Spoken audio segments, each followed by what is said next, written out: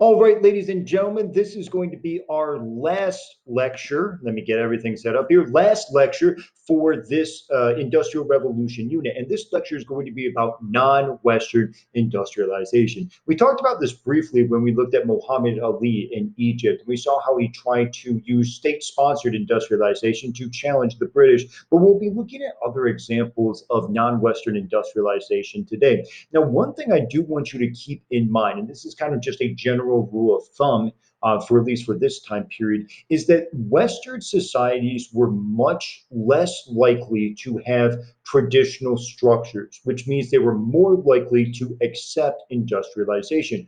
For example, in our very first lesson for this unit, I said that the British had freer political institutions. And while, yes, Britain has been around for a long time and does have a lot of traditions, they also didn't have restrictive traditions that prevented them from industrializing. They had very open traditions that allowed them to industrialize. The United States, we said, was a big winner in industrialization as well, and that's because during this time, the United States was a relatively young nation. They didn't have tradition that was necessarily holding them back or preventing them from engaging in industrialization.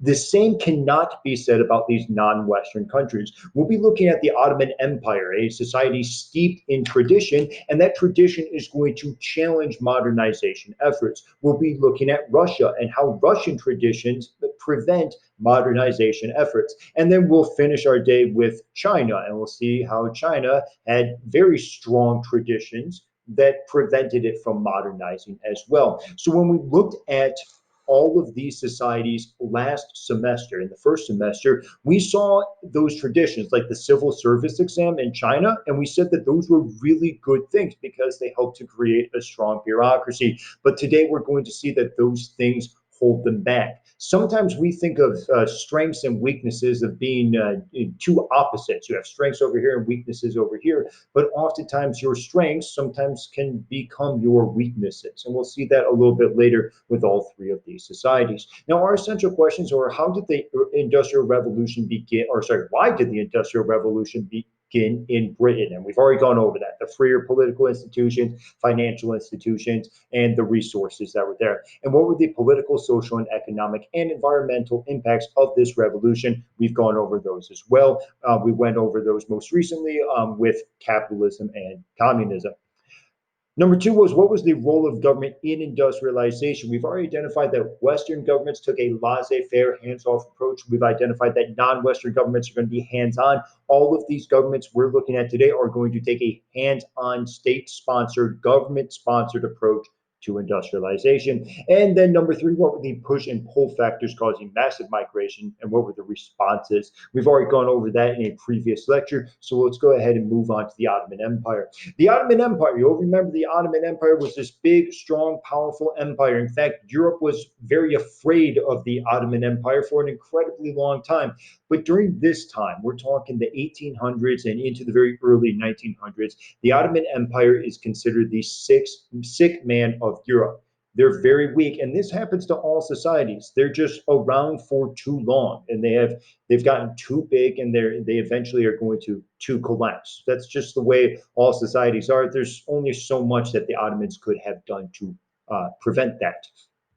The Ottoman Empire wanted to modernize in order to protect itself from Europe. After all, Europeans have all this new technology. They have the capitalism that's produced a lot of wealth for them. They are certainly more powerful than the Ottoman Empire. The tables certainly have turned from the last time that we talked about the Ottoman Empire. But they also want to hold on to old identities and values. And this is going to be kind of our theme today when we look at Russia and China as well. This holding on to old identities and values makes a lot of sense. After all, we have certain traditions in our own society that we value and that we want to continue to have. But sometimes those traditions and sometimes those old identities and values prevent modernization, as we're going to see it later. They're also very weak due to these nationalistic movements in the Balkans, where Greece is today. And I'll talk about those more in just a second here. As we see, the great and powerful Ottoman Empire used to expand all the way almost to Morocco and all the way into Hungary. and now they've retreated a bit. They've lost a whole lot of land. There's been nationalistic movements up here by European Christians. You have Muhammad Ali down here starting to fight against the Sultan. You even start to lose some of the land in Africa, to especially Northern Africa, to other European powers. And we'll talk about that more when we get to Unit 6 and we talk about European imperialism. But this dark red here, that's what the Ottoman Empire is now, very much a fraction of what it used to be. In order to compete with the Europeans, the Tanzimat reforms were put into place, and these were put into place in the late 19th century. So thinking, as I have the dates here, 1839 to 76, and there's a big push to modernize. So instead of having people on farms, well, let's have people work in the cities in factories to make cloth, paper, arms, to engage in mining, to do all the things that the Europeans are doing to make themselves powerful. But they also want to change to a Western culture. Instead of having this absolute monarchy, why don't we have Western law codes? Why don't we have Western courts? Why don't we have secular schools that teach people about science and mathematics as opposed to just teaching about religion? All of these things are going to upset traditional Muslims. Traditional Muslims in the Ottoman Empire are going to say, no, we like the old way of doing things. We want our school to teach the Muslim law, to teach the Quran. We shouldn't be teaching science and math because those things are important. We don't want this Western culture and these Western laws and this Western style in our society because we like the old traditional ways. So you can start to see how tradition is preventing modernization and why that's going to be so bad for the Ottoman Empire. The millets down here are these legal courts, and these legal courts are for each religious group. So if you remember our study of the Ottoman Empire, we said the Ottoman Empire is a multi-ethnic and multi-religious society. There are Muslims there, but there's also European Christians living there. There was also many Jews living there. And each one of those religious groups wanted their own way of conducting their laws. And so the Ottoman Empire created millets in which the Christians could have their own legal Christian courts. The Muslims could have their own legal Muslim courts. The Jews could have their own legal Jewish courts. This is obviously upsetting to the traditional Muslims who don't want any of that, obviously, but it actually doesn't go far enough for the European Christians. You see, the European Christians wanted full autonomy. They fully wanted to break away from the Ottoman Empire and did not want to be a part of it at all. The millets simply don't go far enough. So in this effort to please everyone by giving a little bit of autonomy to European Christians while not going too far in order to please the traditional Muslims, the Tanzimat reforms actually just upset everyone. So everyone in the Ottoman Empire was mad for various reasons, as I just explained there. And so the Ottoman Empire eventually collapses because of this internal conflict. We also see that there's some westernizing changes that occur. First of all, non-Muslims are going to be given equal rights. As I mentioned, there was secular education, but women also start to gain more rights. And that's a big change in the Muslim world. We look all the way back in the first semester, we saw how women were expected to veil themselves and men could take multiple wives. Well, women are starting to receive more rights with these modernization efforts, which, as we can imagine, are going to upset the traditional Muslims in the Ottoman Empire. So yes, this is what the Ottoman Empire is going through, and none of it is really all that great for the Ottomans. Then in 1908, there's a military coup by a group called the Young Turks. I'm not going to spend too much time on the Young Turks because they are a little bit confusing and they break off a little bit here and there, but I'll talk about it very briefly because it will be important in the post-World War I world when we get to Unit 7. So the Young Turks were sick and tired of having this traditional Muslim sultan absolute monarchy. They said, this is absolutely ridiculous. Look at the Western world. They have democracies. And because they have democracies, they can modernize. We can do the same thing. And so these Young Turks wanted a European style constitutional democracy. They said, hey, Islam and democracy, those two things can coexist, and we need to embrace this modern technology instead of denying it. So it seems like a turn towards modernization, but it doesn't end up working out that way. A very radical group of Young Turks end up engaging in Turkish nationalism or Turkification. And Turkification is attempting to get everyone in the Ottoman Empire to identify with the Turkic culture. The Turkic people were from Central Asia. We went over, or sorry, the Turk. Yes, the Turkic people were from Central Asia, and we went over that all the way back in semester one. This is obviously going to upset people who do not identify as Turks, which is a significant portion of the Ottoman Empire, including Arabs, Christians, and Jews. And this just leads to more dissent and more breakup of the Ottoman Empire. We see more nationalistic movements, and we see more countries start to form their own. For example, if I go back to the map here, all of these countries in the Balkans, like Romania, Bulgaria, Serbia, as well as others, start to break away from the Ottoman Empire because they want to organize themselves. They want to engage in nationalism where they organize themselves based on who they are, not based on who the sultan or who the leader is. After all, the people in this area are mainly European Christians, and the leader of the Ottoman Empire is mainly not European and not Christian. So you can see why these groups want to break away from the Ottoman Empire, and they want to continue to do so, especially if they're going to have Turkification forced upon them. Ultimately, this leads to genocides. Now, one of the most famous genocides that everyone's already aware of is the genocide of the Jews during World War II by Adolf Hitler. And we will talk about that when we get to Unit 7. Oftentimes, other genocides are overlooked. And one of the genocides that's overlooked and often not talked about is the Armenian genocide. So the Armenians were a group of Christians in the Ottoman Empire. And after the Young Turks, the very radical Young Turks took over, they saw the Armenians as internal enemies. During World War I, they were afraid that the Armenians were going to help out the Russians and the allies, the people who were against the Ottoman Empire. And so they committed genocide against them.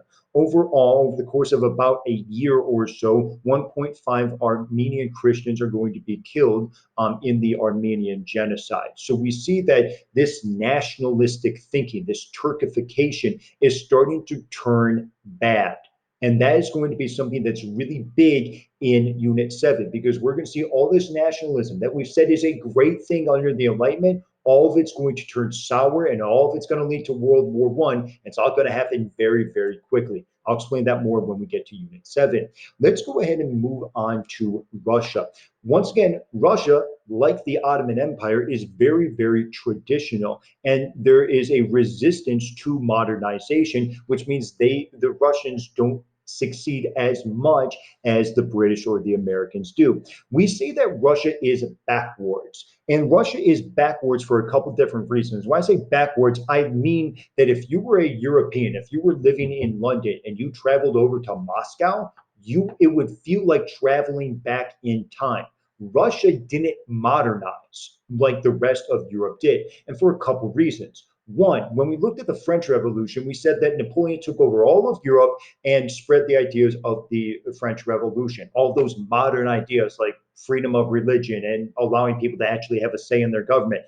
Yeah, but he didn't take over Russia, or at least the majority of Russia. So those ideals didn't necessarily get spread to Russia, at least not very quickly. Secondly, we actually looked at this map earlier in an earlier lecture. We said that Britain was the center of industrialization, and the further you were away from Britain, the later you started to industrialize. Well, Russia's pretty far from Britain, and so they're not going to industrialize as quickly as, say, France or Germany is. The United States, yes, we know it's far away, but they got lucky because of Samuel Slater. We already talked about that. So Russia doesn't free the serfs until 1861, which is far after every other European nation. Once the serfs are free, many of them are going to stay on the land and continue doing the same job anyways, because they really don't have a choice. But many serfs are going to start to move into the city, something that the British had done and the French had done almost a century before Russia actually started to do it. And when these individuals start to move into the city, they'll eventually challenge the power of the Tsar, just like the French did to King Louis XVI in the French Revolution. So in Unit 7, we'll be looking at the Russian Revolution, which will have some similarities to the French Revolution. The reason it happens more than a century later is because of Russia's backwardness. Now, Russia is going to have a czar. There's no parliament like the rest of Europe. When we talk about having power, having absolute power. The czar has more power than anyone else ever. Any king. I mean, we talk about kings having a whole lot of power, but kings are still secular leaders. They're not religious leaders like the Pope in the Vatican in Rome. The czar is both the secular leader, he's the leader on earth, he's like the king, and he's like the Pope. He is the religious leader of the Eastern Orthodox Church. And he didn't have a parliament to hold him back, unlike most other European countries. So, yes, the Tsar was incredibly powerful. The Tsar and his friends, like the boyars and the other nobles, don't want to give up their power. And that's just common, normal human behavior. If you have power, you don't want to give it up. And because they don't want to give up their power, they prevent certain industrialization from occurring. They see that if they begin to industrialize, they're going to have to modernize as well. And that means giving up their land and giving up their power to people who were formerly serfs. And they certainly don't want to do that until they are forced to do so. Finally, in 1861, they're somewhat forced to do so. They have to free the serfs. They have to get people into the city to start to industrialize. Otherwise, they're going to be taken over by these other industrial nations, and the state is going to direct all industrial change. There's going to be coal and textiles, oil, steel, and the most famous one is going to be the Trans-Siberian Railroad as well. We'll talk about Russia more and how Russia started to modernize all the way up to World War One, and then we'll talk about the Russian Revolution when we get to Unit 7. Our last area is the Qing China. So we're going to go over this more in Unit 6. So if this doesn't make sense now, we're going to revisit this a little bit later. But China was very, very weak in comparison to the European powers. After all, the European powers had started to industrialize, China did not. And we'll see that most evidently in the Opium Wars in the 1830s and 40s. So when the Europeans came over, they created spheres of influence in China. These spheres of influence allowed the Europeans to pretty much dominate China. And we'll get into more specifics when we get to Unit 6. And so this leads to the self-strengthening movement. The people of the Qing dynasty say, we need to compete with the European powers. We can't just sit here and let foreigners take over and have sphere of influence over us. And so this self-strengthening movement is meant to advance the military technology and advance industrialization without sacrificing tradition. That's going to be almost impossible to do. We saw the Ottomans try that. We saw the Tanzimat reforms trying to modernize without getting rid of all those traditional things, and that just made everyone upset. The self-strengthening movement and the other reform movements are going to be fairly similar to that. I also want you to keep in mind how often tradition plays a role in China's decision making. We saw this in the Ming Dynasty with the voyages of Zheng He. We said those voyages were canceled because they started to invite in more and more foreigners. And every time I've talked about foreigners in China, I've also mentioned this grasping for these traditional values and these longing to bring back these ancient Chinese traditions.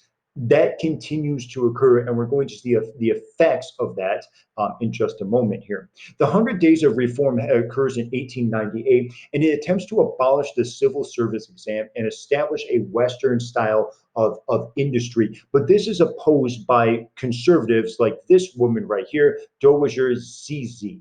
Dowager just means the mother of the emperor. And so, yes, she's the mother of the emperor, but in reality, she's the one who's calling all the shots. So she might not be the leader on paper, but she's definitely the leader in actual reality. So this 100 Days of Reform attempted to get rid of the civil service exam. And we've talked about the civil service exam since the first day of AP World History, all the way back in the first semester. So it's been a key part of the Chinese culture.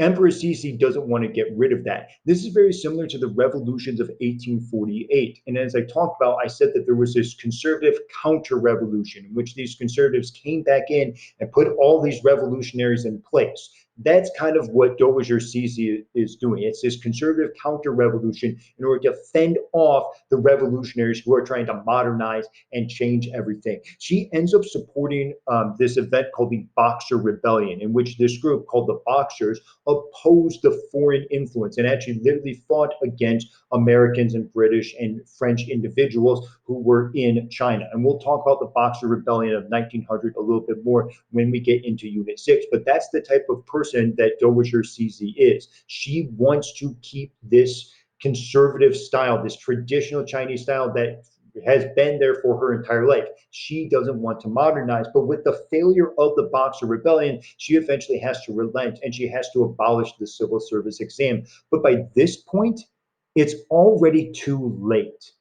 Many people in the Qing dynasty see Emperor Sisi as being far too conservative. They see the civil service exams as being very corrupt because no longer were they going to people based on merit, but they were going to people based on how much money they could pay. So very, very corrupt system. And because people see Dowager Sisi push back and try to prevent modernization, what they believe is that the only way that the Qing dynasty and China itself is going to move forward and modernize is without the Qing dynasty. And so that dynasty must be overthrown. This will eventually lead to a revolution in 1911 and 1912 and the overthrow of the Qing dynasty.